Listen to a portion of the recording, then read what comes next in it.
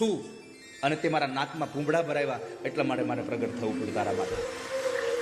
આ સંસારમાં માણસ ખાલી મૂર્તિ છે, આવો ભાવ રાખશે તો કદાચ કામ નહીં થાય. પણ મૂર્તિમાં મારો ઠાકોરજી બિરાજે છે, મારો ભગવાન બિરાજે છે, મારો ઈષ્ટદેવ બિરાજે છે. આ ભાવના જ્યારે જાગશે ત્યારે પરમાત્મા તમારું કામ કરવા તૈયાર થશે. બાકી પ્રભુ તો બધે છે. તો પરમાત્મા પૂજક બન્યા અને પૂજ્ય પણ પોતે બન્યા છે. બાબા ચંદન ઓછું લગાડજો, મારા ઠાકોરજીને શરદી થઈ જશે. ભગવાનને ભોગ લગાવ્યો, ભગવાનને બધું અર્પણ કરે છે. અને જીવનમાં જ્યારે જ્યારે પણ કશું અર્પણ કરવાનો સમય મળે ને ત્યારે અર્પણ કરજો. ભગવાનને જમાડે છે. જેમ નહોતા બે દી પહેલા ઓલા ભાઈ બધા બહેનોને ઉભા કરી કરીને જમાડવા લઈ જતા, આજ ઈ ક્યાં છે? હે, આજ ઈ ભાઈ ક્યાં છે? એને કહો જેમ તમે ઉભા કરીને જમવા લઈ જતા હતા એમ ઉભા કરીને અહીં ઓલું આમ બ્લડ ડોનેશનમાં લઈ જાવ ને. લોહી લેવા લઈ જાવ ને. વાઈ રહ્યો છે, વીજળીના એટલા બધા કડાકાઓ થઈ રહ્યા છે, લોકો ભયભીત થઈ ગયા. બધા લોકોને એમ થયું કે હમણાં તણાઈ જશું હવે. એટલે બધા ભગવાન કૃષ્ણ પાસે આવીને કહે છે, કનૈયા હવે શું કરીશું? જો આ ઇન્દ્રનો યજ્ઞ ન કર્યો, એને ઇન્દ્રનું અપમાન થયું, એટલે હવે કોપે ભરાયો છે, શું કરીશું? ભગવાને નંદ બાબાને કહ્યું, બાબા ચિંતા ન કરશો, મારો ગોવર્ધન બધાની રક્ષા કરશે. અને એ સમયે પરમાત્મા જેમ નાનું બાળક પોતાના એક રમકડાને આમ રમતા રમતા ઉપાડે, એમ ભગવાને ગોવર્ધન પર્વતને પોતાના ડાબા હાથની ટચલી આંગળીના નખના ટેરવા ઉપર તોડી અને ભગવાને સૌ રજવાસીઓને એ પર્વતની નીચે વાસ આપ્યો. અને ભગવાને જ્યારે ગોવર્ધનને તોડ્યો, સૌ લોકોએ ભગવાનનો જય જયકાર કર્યો.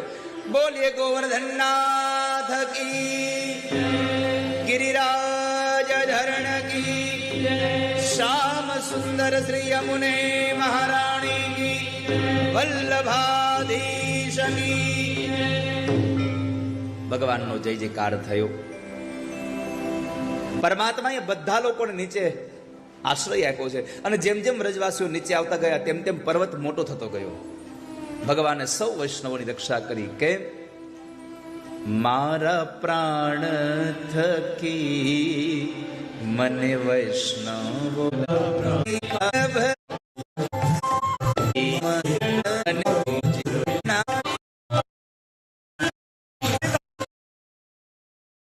જોયું છે કે જ્યારે નાનો માણસ કોઈ કામ હાથમાં લઈને નીકળે ને એટલે મોટા માણસો મદદ વાળીને બેહે, જરાક જોવા દો ક્યાં પૂગે છે. તમે સપોર્ટ કરશો તો ક્યાંનો ક્યાંય પહોંચી જશે. સમાજ માત્ર ખાલી જોતો ન રહે.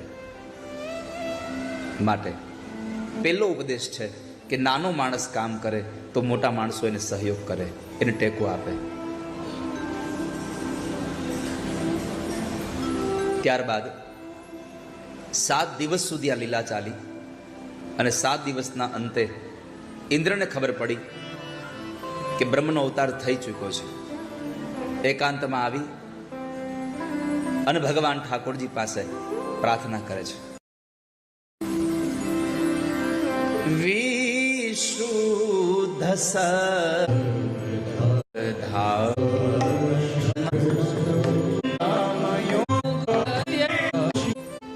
કઠોર કૃપા છે. પ્રેમ કૃપામાં પરમાત્મા આપણને બધી જ સંપત્તિ આપે છે. અને કઠોર કૃપામાં પ્રભુ સંપત્તિ લઈ લે છે. આપ સૌને કદાચ પ્રશ્ન પૂછું કે તમને પ્રેમ કૃપા ગમે કે કઠોર કૃપા? ભગવાન તમને સંપત્તિ આપે એ ગમે કે સંપત્તિ લઈ લે એ ગમે? હાલો, જાગો ગ્રાહક જાગો.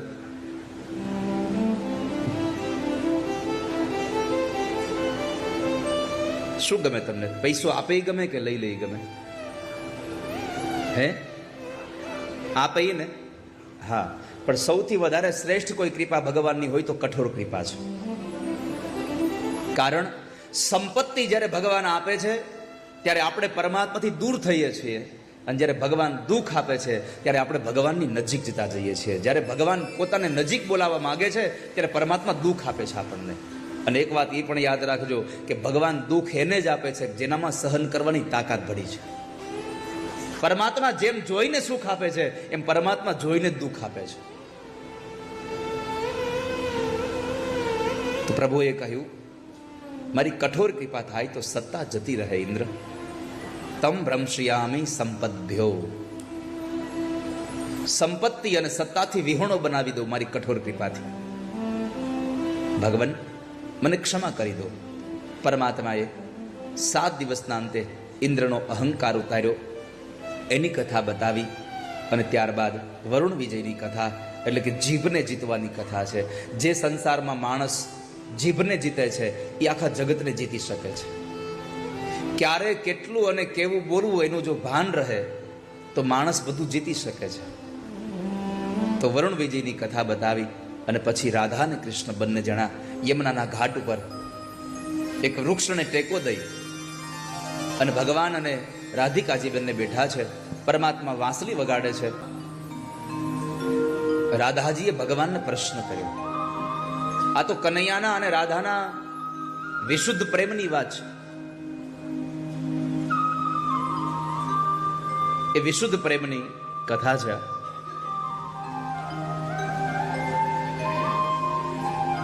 બંને જણા બેઠા બેઠા વાતો કરે છે. રાધાજીએ પ્રશ્ન કર્યો કે હે કનૈયા, મને એ તો બતાવો કે આપણા બેની જોડ આટલી સારી લાગે છે. તમે કાળા, હું રૂપાળી, બરાબર. જો તમે કાળા ને હું રૂપાળી તોય આપણી આટલી જોડ જામે છે, તો તમે રૂપાળા હોત તો આપણી જોડ હજી કેટલી જામત. ભગવાને કીધું, તારી વાત સાચી છે રાધા, પણ હું કાળો છું એમાં ફાયદો તારે છે.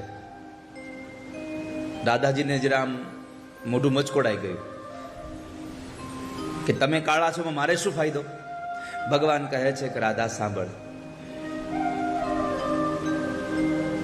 હું કાળો, તમે રૂપાળા, આપણા બેની જોડ છે, છતાંય લોકો મારી સામું ક્યારેક ક્યારેક જોવે છે. હવે તમે વિચાર કરો, હું રૂપાળો હોત તો તમારી સામું કોણ જોવત? તો તમને કોણ જોવે સંસારમાં?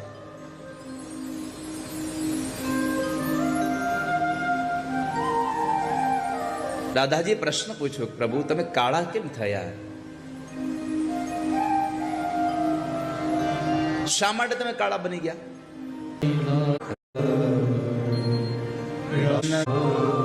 ભગવાન વનમાં જઈ વન્ય સંપત્તિનો શિંગાર કરી અને ઠાકોરજી વેણુ નાદ કરે. ભગવાન ત્રિભંગ લલિત બન્યા છે. પરમાત્માએ વેણુ વગાડી અને એ વેણુને સાંભળી અને અડધી રાતે ગોપીઓ પરમાત્મા પાસે આવે છે. આ ગોપીઓ એટલે કોઈ સ્ત્રી નથી. આપણે તો ગોપી શબ્દ આવે કે આપણે સમજી લઈએ ગોપી એટલે સ્ત્રી. ગોપી એટલે સ્ત્રી નથી. અધ્યાત્મ જગતમાં ગોપી એટલે ભગવાન કનૈયા પ્રત્યેનો પ્રેમ, પોતાના હૃદયમાં જે પણ જીવ અનાહદ નાદ જે સંભળાઈ રહ્યો છે અંદરથી, એ ભગવાનની વાસળી છે. અને આપણી જે વૃત્તિઓ છે એ બધી ગોપીઓ છે. આ હૃદયરૂપી વૃંદાવનમાં પ્રભુ અનાહદ નાદરૂપી જ્યારે વાંસળી વગાડે ત્યારે આ બધી જ વૃત્તિઓ, આ ચિત્તની વૃત્તિઓ છે, બધી ગોપીઓ પ્રભુ તરફ દોડી જાય છે. પરમાત્માએ વેણુ વગાડી અને ગોપીઓને આમંત્રણ આપ્યું છે.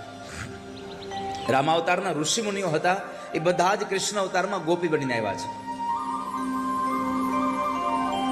અને પ્રભુ એ મહારાસ રચાવે છે. આ કોઈ સામાન્ય રાસ નથી વાલા વૈષ્ણવો. આ કોઈ પુરુષે રચાવેલો રાસ નથી. આ તો સ્વયં પૂર્ણ પુરુષોત્તમે રચાવેલો મહારાસ છે. આ મહારાસની એક વિશિષ્ટતા એ છે, બધી જ સ્ત્રી અને પુરુષમાં એકમાત્ર કૃષ્ણ. અને આમ પણ આ દુનિયામાં વાલા વૈષ્ણવો, આ દુનિયાના જેટલા જીવાત્મા છે ને બધા જ સ્ત્રીઓ પણ છે. પુરુષ તો એક કૃષ્ણ હતા.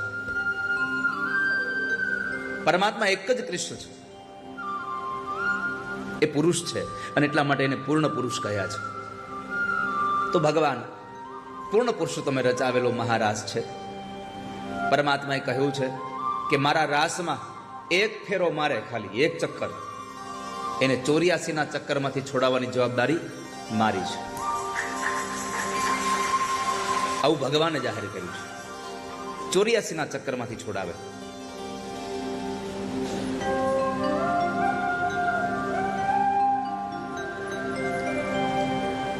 ભગવાન વેણુ વગાડી સૌ ગોપીઓને આમંત્રિત કરે છે.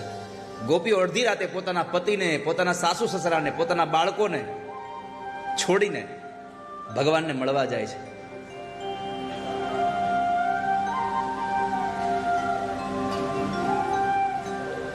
જ્યારે બધી ગોપીઓ ભગવાનને મળવા જાય છે, ઘણી ગોપીઓ શૃંગાર કર્યા છે, ઘણી ગોપીઓ એમનેમ ગઈ છે. અને શૃંગાર કરનારી ગોપીઓમાં ઘણી વખત એવું બન્યું છે કે ગોપીઓ ભાન ભૂલી ગઈ તો પગમાં પહેરવાના ઝાંઝર હતા એ કાનમાં પહેર્યા છે. પરમાત્મા વાંસળી વગાડી, વેણુ વગાડી અને સૌને આમંત્રિત કરીને ગોપીઓ ક્યાં ગયા છે. જ્યારે ત્યાં ગયા તો પરમાત્માએ સ્વાગત કર્યું. સ્વાગતમ વો મહાભાગા પ્રિયમ કિમ કર. ભગવાને સ્વાગત કર્યું. એ ભાગ્યશાળીઓ, આવો તમે, આવો તમે, હું તમારું સ્વાગત કરું છું. બીજું, હું તમને શું પ્રિય કરું? તમને જે ગમતું હોય મને કહો, એ હું તમને આપું. સ્વાગતમ વો મહાભાગા પ્રિયમ કિમ કરવાણી વ્રજસ્યાનામયમ કચ્ચિત વ્રતાગમન કારણ. ભગવાને સ્વાગત કર્યું અને પછી પૂછ્યું, તમે અહીંયા આવ્યું શું કામ અત્યારે? અડધી રાતે સ્ત્રીઓ જંગલમાં ન શોભે. આ સૌથી મોટો સંદેશો ભાગવતજીનો દરેક યુવાન સ્ત્રીઓ માટે છે. જ્યારે ગોપીઓ ભગવાન પાસે આવે છે ત્યારે ભગવાને કીધું કે આ તમે અત્યારે અડધી રાત્રે શું કામ આવ્યા અહીંયા? અત્યારે તમારે અહીંયા ન આવવું જોઈએ. પરમાત્મા કૃષ્ણએ હજારો વર્ષ પહેલા સંદેશો આપ્યો છે કે આ સંસારની કોઈ પણ સ્ત્રી હોય, એ સ્ત્રીએ સાંજની સંધ્યા થાય પછી ઘરની બહાર નીકળવું નહીં ક્યારે. અને કદાચ નીકળવું જ પડે એમ છે, અપરિણિત હોય તો પિતાના ઘરેથી ભાઈ અથવા તો પિતાને સાથે લઈને જવું, સસરાના ઘરે હોય, લગ્ન થઈ ગયા હોય, પરિણિત હોય તો પોતાના પતિને અથવા તો સસરાના ઘરના કોઈ પણ પુરુષને સાથે લઈ અને પછી પોતાના ઘરની બહાર જવું. સ્ત્રીઓએ સાંજના સમય પછી ક્યારેય એકલા ઘરની બહાર નીકળવું નહીં. હવે આપણે અત્યારે ફ્રીડમના નામે 2:30 વાગે આવે તો એ કઈ પૂછાય નહીં.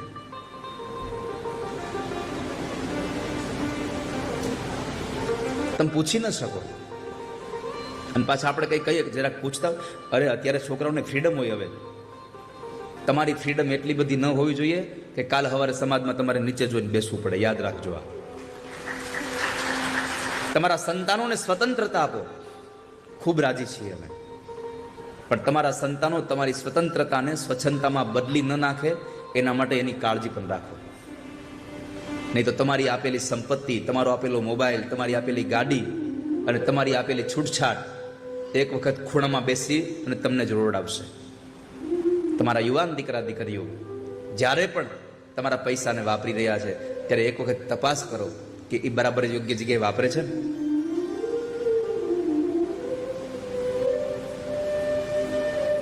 ફી ભરવાના પૈસાથી સિગારેટ તો નથી પીતો ને? ફી ભરવાના પૈસાથી જુગાર તો નથી રમતો ને? ટ્યુશનમાં જવાના બાને ગાર્ડનમાં નથી જતા ને? આ બધી ખાસ કાળજી રાખજો વાલા વૈષ્ણવો, નહીં તો હેરાન થશો તમે. ભગવાન કૃષ્ણએ ગોપીઓને કહ્યું છે કે તમારે ન આવવું જોઈએ ત્યારે. અહીંયા આ સમય નથી, તમારે અત્યારે ન અવાય અહીંયા. ત્યારે ભગવાન કહે છે ગોપીઓને, જાઓ તમે પાછા જતા રહ્યો. આ પાછા જતા રહ્યો. ગોપીઓ કહે છે કે અમે આવ્યા છીએ તો પાછા નહીં જઈએ. હવે તમે બોલાવ્યા છે ને અમે અહીં આવ્યા છીએ. ઋષિ પત્નીઓ હતા એ બધા જતા રહ્યા, પરંતુ જે ગોપીઓ હતા એ પાછા ન ગયા. આંખમાંથી અશ્રુની ધારા વહે છે, ગળામાં ડૂમા ભરાઈ ગયા છે. ભગવાનને લાગ્યું કે આ ગોપીઓને ખોટું બહુ લાગી ગયું. ઘણી ગોપીઓ તો ભગવાન પાસે એમ કહેતી હતી કે આ કદાચ આ ધરતી અમને જગ્યા આપી દે તો અમે સમાઈ જઈએ. કૃષ્ણ તમે બોલાવ્યા પછી આવું તમે પાછા મોકલો એ અમારાથી સહન ન થાય. ગોપીઓને બહુ દુઃખ લાગી આવ્યું. પરમાત્માને થયું આને સાંત્વના આપવી પડશે. ભગવાન એ ગોપીઓને સાથે લઈ અને વૈકુંઠમાં લઈ જાય છે. ગોપીઓને ફરવા લઈ ગયા. પછી ગોપીઓને પૂછ્યું કે અહીંયા રોકાઈ જવું છે? ગોપીઓએ ના પાડી કે ના, અહીંયા નથી રોકાવું. કેમ?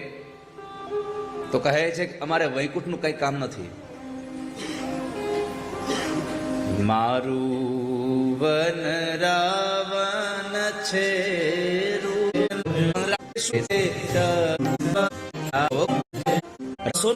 હૃદય છે. આખા શરીરમાં હૃદય ન હોય તો શરીરની કોઈ કિંમત નથી વાલા વૈષ્ણવો. પણ હૃદય હોય, પણ હૃદયમાં પ્રાણ ન હોય તો હૃદયની કોઈ કિંમત નથી. તો ભાગવતનો 10મો સ્કંદ એ ભગવાનનું હૃદય છે. અને હૃદયમાં પ્રાણ રૂપી કોઈ કથા હોય તો રાસ પંચાધ્યાય છે. રાસની કથા છે. પ્રભુ અમને રાસ રમાડો. અને પછી ભગવાને રાસ રમાડ્યો. ત્રિવિધ રાસ હતો. 3 પ્રકારનો રાસ હતો. એક ગોપી અને એક કૃષ્ણ હતા. બીજો 2 ગોપી અને વચ્ચે કૃષ્ણ હતા. અને ત્રીજો રાસ એવો હતો, ચારે બાજુ ગોપીઓ રમે અને વચ્ચે યુગલ સરકાર ભગવાન રાધા કૃષ્ણ રમતા હતા. આ 3 પ્રકારનો મહારાસ હતો. અને સૌભાગ્યનો કે હું કેટલી બધી ભાગ્યશાળી છું, કૃષ્ણ મારી સાથે રમે છે.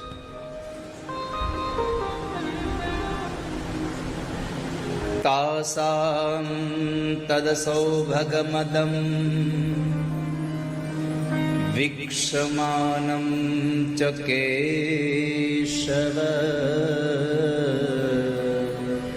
ક્ષમાય પ્રસાદાય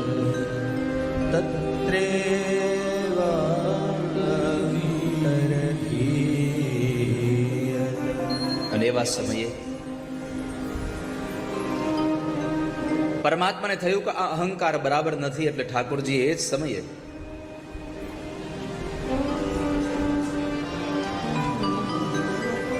રાધાજીને સાથે લઈને ત્યાંથી અંતર્ધ્યાન થઈ ગયા.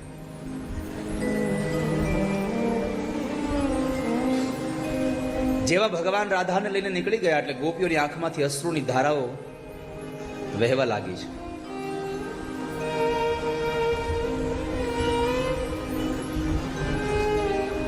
કૃષ્ણ ક્યાં ગયા તમે?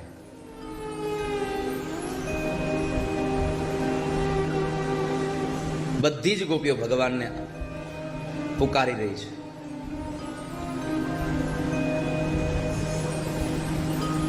પરમાત્માને કહે છે કૃષ્ણ ક્યાં જતા રહ્યા અમને છોડીને? ભગવાન તો પેલી રાધાનો હાથ જાલી અને ચાલ્યા જાય છે. હવે જેના જેના હાથમાં ખંજરી છે ને મૂકી દો. આ એની પાસે લઈ લો, છોકરા પાસે. હવે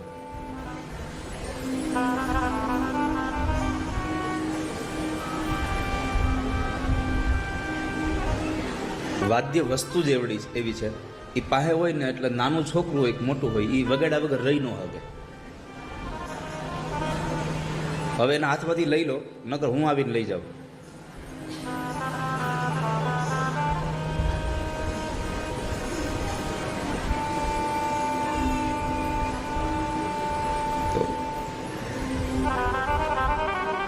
ભગવાન જ્યારે રાધાજીનો હાથ જાળીને જતા રહ્યા, ગોપીઓ બધી ભગવાનના એ વિયોગમાં કલ્પાંત કરે છે, પ્રભુ માટે રડી રહી છે. અને આ દુનિયામાં તમે રડો નહીં ત્યાં સુધી તમને કશું પ્રાપ્ત થવાનું પણ નથી.